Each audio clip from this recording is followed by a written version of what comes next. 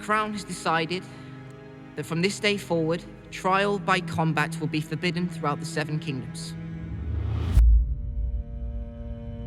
This moment is a grievous blow for Cersei because she's been counting on trial by combat really since the end of season 5. This was always her ace in the hole. The Mountain was never going to lose a trial by combat. There's no one out there who could beat him.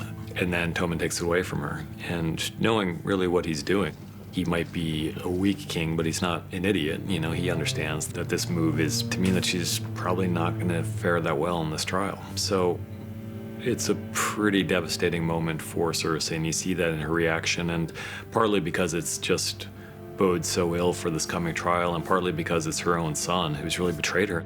7 blessings to all. You know, he's in a tough position where he has to do what he thinks is right, and unfortunately for Cersei, what he thinks is right in this moment is doing something which is very much against Cersei's interests. My name is Brienne of Tarth. Please inform Sir Jaime Lannister I've come to speak with him. Jaime didn't expect to see Brienne necessarily ever again. He certainly didn't expect to see her marching into his military camp. And his relationship with her is obviously very complicated and fraught and has undercurrents that he's uncomfortable with feeling. You gave it to me for a purpose. I have achieved that purpose. Giving her the Valyrian steel sword was no small thing. There are probably like 10 of these things in the world. It's yours. It will always be yours. He's given it to her, not to carry out one task or for one stretch of time, but for the rest of her life. I think that's a symbolic, meaningful gesture on his part. And yet, here she's honor-bound to point out that they're not on the same side in this fight, and that if it turns to a real fight, they may end up having to actually fight one another. It's these two who are not quite sure of how they feel about the other, and he lets her go. You know, he'd be well within his rights to send his men after her to capture her, and it wouldn't be that hard to capture her since she's being slowly rowed away by Podrick, but he doesn't. She might technically be an enemy now that she's serving Sansa Stark, who is still obviously a suspect in Joffrey's murder, but she's not Jaime's enemy. So he's letting her go, and she knows that he's letting her go, and you know, who knows if they'll ever see each other again.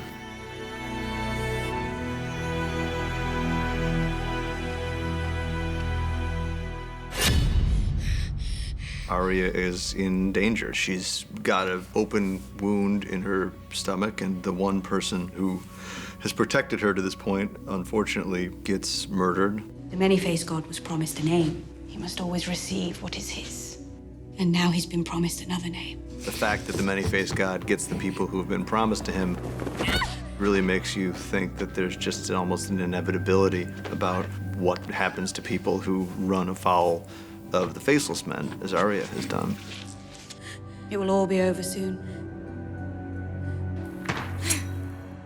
Getting to the final part of the sequence, Arya's telling Jaqen by putting the face on the wall that this account is settled and we're good here and now I'm gonna walk away, and I think she knows what the answer's gonna be. Finally, a girl is no one. The implication is obviously that Jaqen on some level was rooting for the outcome that he got. He may be no one, but there's still enough of a person left in him to respect and admire who this girl is and what she's become. Arya finally tells us something that we've kind of known all along. She's not no one, she's Arya Stark of Winterfell.